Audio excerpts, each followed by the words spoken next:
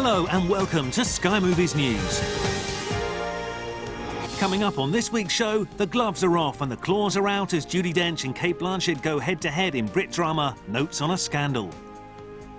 With scant regard for household safety, Alec Baldwin, Annette Bening, Brian Cox and Gwyneth Paltrow are running with scissors.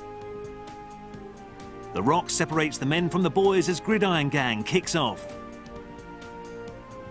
And Oscar hopefuls Eddie Murphy and Jennifer Hudson hit top C as the curtain rises and the spotlight shines on Dreamgirls. What you need is a break. And I'm here to give it to you. You swear? If I'm lying, I'm dying. But we'll kick things off with film news. In the final of our 3 features on the forthcoming BAFTA Awards, we speak to some of the Academy's movers and shakers about the organisation, its increasing importance and the irresistible allure of the ceremony itself, this year to be held at London's Royal Opera House. Getting the feeling we got a cop in my crew. Yeah, I know. I'm kind of getting that feeling, too. He's one of yours. Inside. Just one of this year's BAFTA hopefuls, the tense British drama Notes on a Scandal has already received 3 nominations from the British Academy, as well as 4 Oscar nods. Stop it! Enough! Thank you so much. Do you want to come to lunch on Sunday? I always knew we'd be friends. These are people who are just swimming in a well of loneliness. I've such a dread of ending my days alone.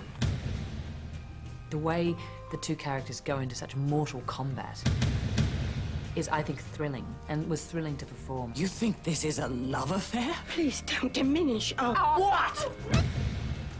I like it when you can get an audience to like someone they shouldn't really like.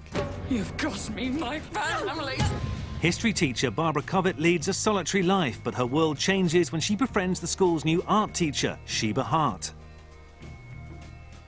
When she discovers that Sheba is having an affair with a 15-year-old student, their budding relationship takes an ominous turn, as Barbara threatens to expose Sheba's terrible secret to both her husband and the world. Judi Dench and Cate Blanchett star in this intense psychological drama. I found it tricky with the fact that she was an older woman having an affair with a student. Miss! My dad's got the sack. He's been taking it out on me. His father had been hitting him. He didn't want to tell his mum because she was ill. Does your mother know?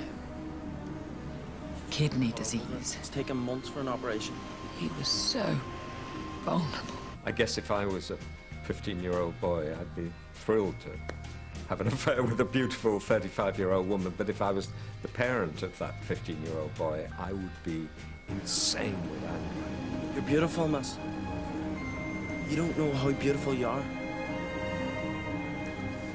I'm not interested in playing characters that replicate my own experience or reflect my own moral universe, so I just had to suspend my own judgment. I'm not going to report you. I want to help you, to support you through this. I think at the core of the film, you're seeing these 2 very isolated, lost women thrust together because of this, salacious secret that they share. And in a way, I think the relationship my character has with the student is a catalyst to propel them into one another's arms. Please, I tried to end it honestly. I just couldn't. I risked everything for you, and in return you humiliate me. No, I didn't mean to upset you, Bob. Please, I need your help more than ever. Bob, please don't do it like this. You promised to end it, why didn't you? Because I... What? You're in love? And the child? Do you imagine he reciprocates your soppy feelings? Loneliness is something we don't speak openly of loneliness because no one likes to admit publicly to being lonely because it means there must be something wrong with you. You don't have friends. But the truth is that everybody knows the meaning of loneliness. I've got to go back to the vets after it's done. Will you come with me? I just can't on my own. Of course I would. It's just that Ben's doing his play at his school. Play? We're all going. We're a bit late, actually. Someone has died. I know. And it's terribly sad. You owe me this. Your job in a film like this is to present the characters warts and all, and that I think, you know, if you think about Bette Davis or Joan Crawford, is they often played such flawed women, but you almost celebrated the flaws. By the time I took my seat in the gods, the opera was well into its final act. Teacher! And you are mine! Are you insane? You get drawn into these two characters and this strange dance between them, this duel almost, and it doesn't play out as you expect. I think that's the thing that's odd about it, is that you don't know what's going to happen. Almost time for a break now, but before we go, there's just time to take a look at Anne Hathaway and James McAvoy in the trailer for the upcoming Jane Austen biopic, Becoming Jane. When a young woman such as yourself receives the addresses from a gentleman, it is her duty to accept at once. But what do we find? Independent thought? Exactly. To have a wife with a literary reputation, nothing short of scandalous. Will all your stories have happy endings? My characters will have all that they desire. That's it for part one, but coming up after the break, Beyonce, Jamie, Eddie and co will be hitting all the right notes in the musical extravaganza Dreamgirls. There's subterranean family adventure with Arthur and the Invisibles. The Rock serves up some life lessons with the help of a sporting metaphor or two in pigskin drama Gridiron Gang.